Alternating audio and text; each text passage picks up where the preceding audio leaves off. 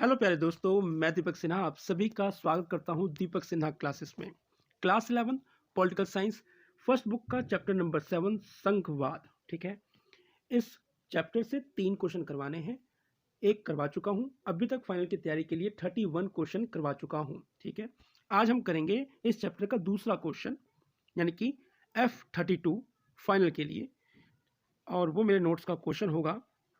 देख लीजिए, जैसे कि क्वेश्चन नंबर 3 F31, तो ये आप लोगों को डिस्क्रिप्शन में प्लेलिस्ट मिलेगी फाइनल की तैयारी की। ठीक है, आप लोग वहाँ से स्टेप बाय स्टेप देख सकते हैं।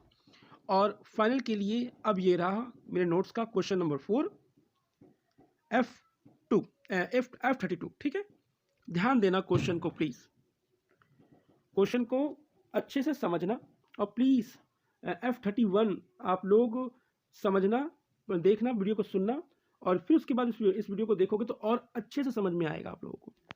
कह रहा है क्वेश्चन, ज़्यादा स्वतंत्रता यानी कि स्वतंत्रता की चाह में, ज़्यादा स्वतंत्रता या स्वतंत्रता की चाह में प्रदेशों ने राज्यों ने, यहाँ पे राज्य सरकार की बात हो रही है, तो यहाँ पे बोल रहा है प्रदेशों ने क्या मांगे उठाई। मैं पिक्चर को थोड़ा सा और क्लियर कर देता हूँ। जैसा कि हम लोगों को मालूम है कि हमारे संविधान में राज्य और केंद्र सरकार के अधिकारों को बांटा हुआ है। ठीक है, समझ लो कि ये रहा केंद्र और ये रहा राज्य। ठीक है, लेकिन राज्य के पास ना केंद्र की तुलना में कम पावर्स हैं। तो यहाँ पे क्वेश्चन कह रहा है ज़्यादा स्वतंत्रता यानी कि ज़्यादा स्वतंत्रता की चाह किनको, इन राज्यों को, कि हमारे पास भी और अधिक पावर्स होनी चाहिए। ठीक है, तो उस कह रहा है कि उस चाह में प्रदेशों ने क्या क्या मांगे उठाई, क्या क्या तर्क दिए, क्या क्या बातें बोली कि हमें इस प्रकार की सुविधा होनी चाहिए। भाई अब मेरे पास पावर कम है तो मैं बताऊंगा ना कि भैया मेरे पास पावर कम होने से मुझे किस प्रकार का नुकसान हो रहा है। अगर इस प्रकार की पावर मेरे पास आ जाए तो मैं अपने राज्य को और बेहतर तरीके से देख सकता हूँ, संभाल सकता हूँ, प्रशासन कर सकता हूँ। ठीक है, तो ये रहा क्वेश्चन। अब आते हैं आंसर पे। आंसर है हमारा, कह रहा है कि भारत में 1967 के चुनाव के बाद 1967 के चुनाव के बाद राज्यों में गैर कांग्रेसी सरकारें बनी। थोड़ा सा वीडियो भले ही थोड़ी सी बड़ी हो जाए, ध्यान समझना। 1952 में हमारा पहला आम चुनाव हुआ जिसमें कांग्रेस जीती, प्लस 5 साल अगर हम करते हैं तो 1957 में हमारा दूसरा आम चुनाव हुआ और कांग्रेस जबरदस्त तरीके से जीती। प्लस करते हैं 5 साल, 1962 में चुनाव हुआ, तीसरा आम चुनाव हुआ और कांग्रेस जबरदस्त तरीके से जीती। यानी कि केंद्र में किसकी सरकार? कांग्रेस की सरकार। ओके, प्लस इसके अंदर करते हैं 5 फिर से, तो आ जाता है 1967। यानी कि ये चौथा आम चुनाव था भारत का। तो चौथे आम चुनाव में क्या हुआ कि केंद्र में कांग्रेस ही थी। केंद्र में किसकी सरकार बनी? कांग्रेस की ही सरकार बनी। लेकिन कुछ राज्यों में गठबंधन की सरकार, और कुछ राज्य ऐसे भी हुए जो गैर कांग्रेसी थे, यानी कि जहां पर कांग्रेस की सरकार नहीं बनी, वहां पे किसी और दल की सरकार बनी। ठीक है, यहाँ पे आप लोग समझ गए होंगे, मैंने एक भूमिका बनाई। तो आप समझ सकते हो कि जिस राज्य के अंदर गैर कांग्रेस की सरकारें बनी तो वहां पे कांग्रेस का तो कुछ भी नहीं है, तो वहां के लोग तो आवाज उठाएंगे ही उठाएंगे। क्यों? क्योंकि उनको मालूम है कि भैया राज्य को क्या मिली हुई है, कम पावर्स मिली हुई है, तो हमें पावर्स ज़्यादा चाहिए। ये तो मैंने पीछे का इतिहास बता दिया, ये 12th में आप लोगों को काम आएगा। लेकिन मैं आज के वर्तमान 2024 का अगर एग्जाम्पल दूँ, क्योंकि ये इतनी सारी बातें इसलिए बोल रहा हूँ कि बात समझ में आ जाए। आंसर को रट्टा मारोगे तो उससे अच्छा है कॉन्सेप्ट क्लियर हो जाए ना, तो बहुत ही बढ़िया होगा। अब समझो कि यूपी में योगी, यूपी क्या है? राज्य। उत्तर प्रदेश हमारा क्या है? राज्य। तो यूपी में कौन है, किसकी सरकार है? अगर देखा जाए योगी की सरकार, मगर योगी की पार्टी का नाम क्या है? भाजपा। अब हम केंद्र की बात करते हैं, केंद्र में किसकी सरकार है? अरे मोदी जी की सरकार है। और मोदी जी किस पार्टी के हैं? भाजपा। तो केंद्र और यूपी यानी कि राज्य, इन दोनों में एक ही दल की पार्टी है, भाजपा, तो इनके संबंध क्या होंगे, बहुत अच्छे होंगे, बिंदास होंगे इनके संबंध। लेकिन अब मैं ये रहा केंद्र, अब मैं बात कर लेता हूं बिहार की। किसकी, बिहार की। बिहार में किसकी सरकार है जी, नीतीश कुमार की, और गठबंधन की सरकार है, और लालू प्रसाद के तेजस्वी पुत्र के साथ, गठबंधन के साथ उनकी सरकार है। तो वहां पे भाजपा तो है नहीं, बिहार में भाजपा तो है नहीं। तो यहाँ पे आप लोग समझ सकते हो कि भाई केंद्र के जो अच्छे संबंध हैं यूपी में बड़े अच्छे रहेंगे। भाई एक ही दल की तो सरकार है, केंद्र में भी भाजपा और यूपी में भी भाजपा। लेकिन केंद्र के संबंध बिहार सरकार के साथ उतने अच्छे नहीं होंगे। वो इसलिए क्योंकि वहां पर गैर भाजपा की सरकार है, समझ गए ना, गैर कांग्रेस तो गैर भाजपा, क्योंकि वहां पर भाजपा की सरकार नहीं है। तो ये लोग केंद्र सरकार की बुराइयां भी करेंगे, केंद्र सरकार की कमियां भी बताएंगे, केंद्र सरकार को कहेंगे कि भैया हमारी पावर्स को बढ़ाओ, ठीक है। तो ये जब ये इस प्रकार की मांग करेंगे तो वो क्या हो गई, इनकी चाह तो हो गई, क्या हो गई, राज्य स्वतंत्रता की चाह में प्रदेशों ने क्या मांगे उठाई, ठीक है। आशा करता हूं क्वेश्चन माइंड में क्लियर हो गया होगा। अगर सही में क्लियर हो तो कमेंट में बताना जरूर है। अब करते हैं आंसर की बात। भारत में 1967 के चुनाव के बाद विभिन्न राज्यों में गैर कांग्रेस सरकार बनी, यहां तक समझ में आ गया होगा आप लोगों को, जिन्होंने स्वतंत्रता या स्वतंत्रता की मांग की, क्योंकि ये सरकारें केंद्र सरकार केंद्रीय कांग्रेस सरकार का हस्तक्षेप नहीं चाहते थे। ये नहीं चाहते थे कि भैया हमारे प्रशासन में केंद्र का किसी प्रकार का कोई दखलंदाजी हो, और केंद्र की दखलंदाजी तो होगी ही होगी। भाई संविधान के अंदर हम लिखा गया है कि भाई केंद्र के पास ज्यादा पावर्स है, लेकिन गैर कांग्रेसी सरकार वो कह रहे थे कि भैया नहीं, कांग्रेस की कोई दखलंदाजी हमें नहीं चाहिए। आगे पढ़ते हैं, कह रहा कि विभिन्न दलों ने समय समय पर स्वतंत्रता का प्रश्न निम्नलिखित रूप से उठाया, निम्नलिखित रूप से बताया कि भैया हमें अधिक स्वतंत्रता मिलनी चाहिए, यानी कि अधिक पावर्स मिलनी चाहिए, ठीक है। अब आते हैं पहले पॉइंट पे, शक्ति विभाजन। शक्ति विभाजन कह रहा है कुछ दलों जैसे कि द्रविड़ मुनेत्र कड़घम, जिसको डीएमके शॉर्ट में, कोमा एक और भारतीय कम्युनिस्ट पार्टी मार्क्सवादी, संक्षेप में माकपा, और ये तो कुछ दल हो गए, माकपा और ये डीएमके, और राज्य सरकार जैसे कि तमिलनाडु, पंजाब, पश्चिम बंगाल ने राज्यों के लिए अधिक शक्ति की मांग करी। इन लोगों ने राज्यों के लिए अधिक शक्ति की मांग करी, क्योंकि संविधान के अंतर्गत अधिकांश शक्तियां केंद्र को दी गई हैं। इसलिए ये तर्क दे रहे हैं, बता रहे हैं कि भैया नहीं, हमारे पास भी अधिक पावर्स होनी चाहिए।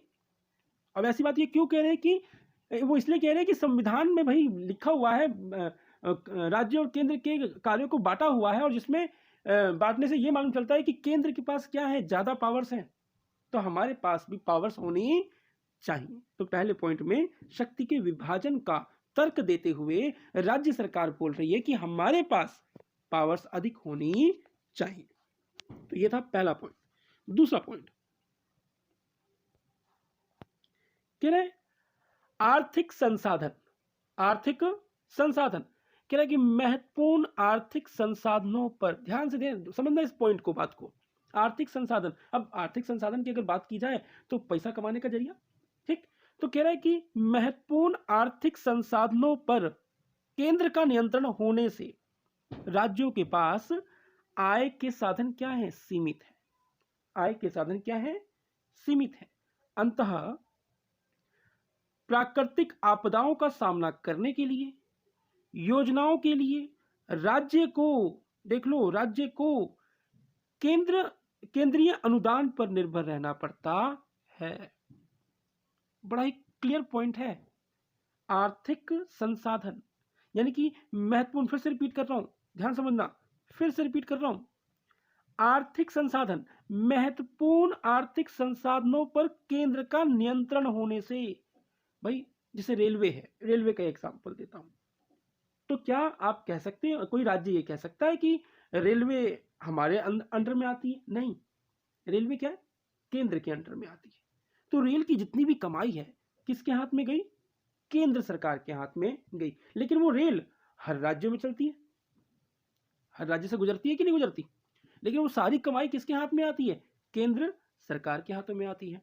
तो ये पॉइंट क्लियर हो गया होगा। तभी कहा जा रहा है कि महत्वपूर्ण आर्थिक संसाधनों पर केंद्र का नियंत्रण होने से राज्य के पास आय के साधन क्या है? सीमित है।